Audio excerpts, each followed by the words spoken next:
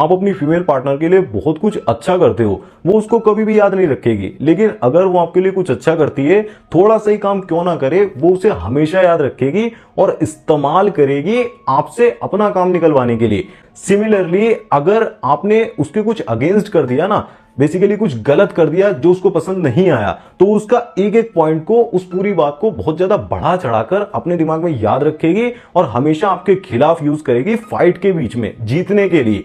लेकिन अगर वो कोई गलती कर देती है, कोई ऐसा काम कर देती है जो आपको पसंद नहीं आया, तो उल्टा वो आपको ही ब्लेम करेगी, उस चीज को करने के लिए कभी भी रिस्पॉन्सिबिलिटी नहीं लेगी। मतलब वो बोलेगी कि तुमने ही मेरे को इस चीज के लिए फोर्स करा था, या फिर ऐसा तो कभी कुछ हुआ ही नहीं था, तुम्हें कुछ याद ही नहीं रहता। तो इन चीजों को ना आप खास करके ध्यान में रखो। आप प्यार करो, एफर्ट्स को भी डालो, अच्छे से भी ट्रीट करो, लेकिन जैसे ही आपको ये रियलाइज होने लगे, आपको फील होने लगे कि आपकी फीमेल पार्टनर की जुबान बहुत ही ज्यादा तीखी हो गई है, वो बहुत ज्यादा सार्केस्टिकली आपसे बात कर रही है, या फिर आपकी डिसरिस्पेक्ट करना उसने शुरू कर दिया है, तो उस चीज को टॉलरेट करते हुए उसे कभी भी इंप्रूव करने में अपनी एनर्जी को बर्बाद मत करो।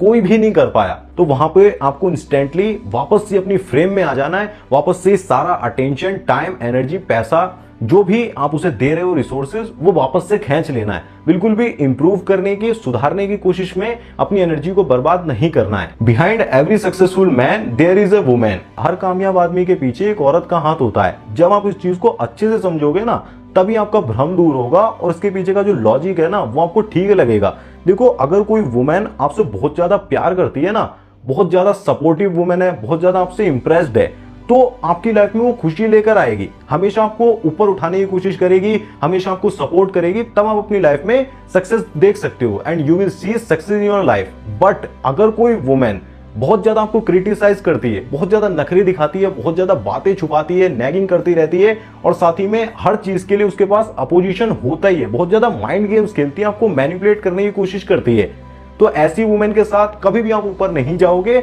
आप हमेशा डाउनफॉल में ही जाओगे, नीचे ही जाओगे। तो आपको समझना पड़ेगा, यहां पर बात वुमेन की नहीं हो रही है, बात हो रही है कि उसका रोल आपकी लाइफ में क्या है। So it is not necessary to keep behind every successful man there is a women, but this is also truth. Every गया गुजरा मैन, एवरी बर्बाद man, there is a women. वहां पर एक औरत जरूर से ही होती है जिसकी वजह से वो बर्बाद हुआ है। इसका सिंपल सा साइन होता है, जो लड़की बहुत ज्यादा पैसा खर्च करवा रही है, बहुत ज्यादा आपके एफर्ट्स को ले रही है, टाइम, एनर्जी को पूरी तरीके से, सब कुछ ही एनर्जी को चूसने में लगी हुई है, तो आप समझ लो कि वो कहीं ना कहीं आपके गोल्स की तरफ आपको जाने से रोक रही है, आपको गलत डायरेक्शन में ले जा रही है, डिस्ट्रैक्ट कर रही है। तो आपका फ्यूचर वहां पर डाउन ही जाने वाला है। बट जो बंदी आपको अप्रिशिएट कर रही है, सपोर्ट कर रही है, और आपके जो रॉन्ग पॉइंट्स हैं, आपके अंदर कमियां हैं, उसे सुधारने में भी वो हेल्प कर रही है, तो एक्चुअल में वो आपकी लाइफ को, जिसे कहते हैं, ऊपर लेकर जाती है। तो सिंपल सी साइकोलॉजी है, अगर कोई लड़की आपसे बहुत ज्यादा प्यार करती है तो आप अपनी लाइफ में बहुत ज्यादा सक्सेसफुल होगे, बहुत ज्यादा हाइप पर जाओगे। लेकिन वहीं पर when she is not in love with you, तो आप जीरो ही जाने वाले हो, हमेशा डाउन में ही जाने वाले हो। ऐसे एक नहीं, बहुत सारे एग्जांपल्स मैंने देखे हुए हैं जिनकी लाइफ में ऐसी डी ग्रेड की वुमेन थी जिसने उसे पूरी तरीके से डिस्ट्रैक्ट करके डुबा दिया। Don't marry a low vision women. अगर आप लाइफ के अंदर ग्रोथ चाहते हो, प्रोग्रेस करना चाहते हो, आप सेल्फ मेड हो, आप जमीन से उठकर आए हो, आपने बहुत कुछ बड़ा हासिल करा है, आगे भी ग्रोथ चाहते हो, ऊपर बढ़ना चाहते हो, तो ऐसी लड़कियों से आपको दूर रहना है। मतलब ऐसी लड़कियों के भी लड़के बने होते हैं, उनको भी जरूरत होती है, लेकिन हर किसी की मैच मेकिंग अलग होती है। अगर आप ग्रोथ चाहते हो, स्पेसिफिकली लाइफ में ऊपर उठना चाहते हो, तो ऐसी लड़कियों से आपको दूर रहना है। अब मैं आपको कुछ एग्जांपल से बता देता हूं कि मेरा अल्प बुद्धि या फिर लो विजन कहने का मतलब क्या है, इसके पीछे का क्राइटेरिया क्या होता है। जैसे कि एक बार एग्जांपल के लिए समझ लो, एक बंदा बहुत ही ज्यादा सेल्फ मिलियनेयर बना था, मतलब बहुत ही अमीर था, तो वो नई गाड़ी को खरीदता है। उसने फरारी ली, अपनी वाइफ को वो कॉल लगाता है कि मैं घर पर आ रहा हूं, हम लोग ना लॉन्ग ड्राइव के लिए चलेंगे। अपनी फर्स्ट ड्राइव को अपने वाइफ के साथ एंजॉय करना चाहता था। अब जब वो घर पर पहुंचता है ना, तो वहां पर वो क्या देखता है, उसकी वाइफ तो तैयार होकर आ गई थी, बट वो अपनी मेड के साथ खड़ी हुई है एक बक्सा लेकर। अब वो ये चीज देखकर काफी शॉक्ड हो जाता है। तो उसकी वाइफ पता है क्या कहती है, वो कहती है कि तुम भी जा रहे हो, हम भी लॉन्ग ड्राइव पर जा रहे हैं, तो इसको भी ना, हम इसे स्टेशन जाना है, तो इसको हम स्टेशन पर छोड़ देते हैं। तो वहीं पर उसका दिमाग पूरी तरीके से खराब हो जाता है। आप भी देख सकते हो, मतलब यहाँ पर वो अपने हस्बैंड की जो फीलिंग्स है, वो फर्स्ट ड्राइव पर जाना चाहता है, अपनी हैप्पीनेस को शेयर करना चाहता है, एंजॉय करना चाहता है, उसको प्रायोरिटी नहीं दे रही है। उसकी बजाय उसकी जो मेड है ना, उसको ज्यादा प्रायोरिटी दे रही है। तो ऐसी लड़कियों को हम अल्प बुद्धि या फिर लो विजन वुमेन बोलते हैं, जो मतलब अपने मेड को ज्यादा प्रायोरिटी दे रही है अपने हस्बैंड से। अब दूसरा केस जो मैं आपको सुनाऊंगा ये तो और ज्यादा अनकंफर्टेबल है, आपको काफी ज्यादा बेकार सा लगेगा, गंदा सा फील होगा। अब एक बंदा ना यूपीएससी की तैयारी कर रहा था और वो ऑफिसर बन भी गया, मतलब अच्छे खासे लेवल पर पहुंच गया और सरकार ने उसे 2-3 गनमैन भी दे रखे थे। बहुत अच्छे से वो ड्यूटी कर रहा है, काफी अच्छा सब कुछ चल रहा है, बट उसकी जो वाइफ थी ना वो काफी अल्प बुद्धि और लो विजन वुमेन थी। मतलब एक तरीके से क्या होता था, वो जब भी गार्ड के सामने से गुजर रही है ना तो वो अंदर से इतना ज्यादा डर जाती थी गन्स वगैरह को देखकर, तो उन्हें नमस्ते करती हुई जाती थी। अब किसी को रिस्पेक्ट देना तो गलत बात नहीं है, बट आपको अपनी पोजीशन की भी रिस्पेक्ट करनी चाहिए कि आप एक आईपीएस ऑफिसर या एक आईएएस की वाइफ हो, तो वहां पर आप गार्ड्स को जिसे कहते हैं नमस्ते कर रहे हो, तो वो ठीक नहीं लगता है। तो इस वजह से वो बंदा बहुत ही ज्यादा परेशान था, वो बहुत ही लाइफ में स्ट्रगल कर रहा था, मेंटली वो बहुत ज्यादा सफर कर रहा था, क्योंकि उसकी वाइफ बहुत ही ज्यादा अल्प बुद्धि थी। और थर्ड नंबर के केस को सुनकर तो आपके कान ही खुल जाएंगे। एक बहुत ही बड़ा बिजनेसमैन था, काफी करोड़ों में उसका सिस्टम चल रहा था, तो कई बार होता था कि वो अपने बेडरूम में बैठकर ही, अपने बेड पर बैठकर ही ऑफिस का काम करता था, बिजनेस का काम करता था। तो एक बार क्या हुआ, उसका बहुत ही बड़े अमाउंट का चेक, लगभग 30 से 40 लाख का चेक कहीं पर गुम हो गया, नहीं मिल रहा है। वो सबसे पूछ रहा है, अपनी वाइफ से पूछ रहा है, सारे वर्कर्स से पूछ रहा है, किसी को पता नहीं चला और सबने मना कर दिया कि नहीं भाई हमने नहीं देखा। अब काफी ज्यादा परेशान हो गया, काफी ज्यादा ढूंढने के बाद उसने एक एक्सपर्ट को बुलाया और सबसे पूछताछ की कि भाई पता लगाओ कि किसके पास है, कुछ तो पता लगेगा। अब उसने सारी बंदों से पूछा और उसने मेड से भी पूछा। अब मेड को उसने चेक को दिखाया भी कि हाँ ऐसा चेक होता है, ऐसा कुछ देखा था क्या पेपर? तो उसकी मेड ने कहा कि हाँ मैंने कुछ दिनों पहले फर्श पे पड़ा हुआ था, उसको देखा था और मैंने मैडम को भी बताया था कि हाँ मैडम ये देखो ये पड़ा हुआ है। तो मैडम ने मेरे से कह दिया कि ये नॉर्मल सा कागज है, तुम ना इसे कूड़े में डाल दो, कुछ भी नहीं है।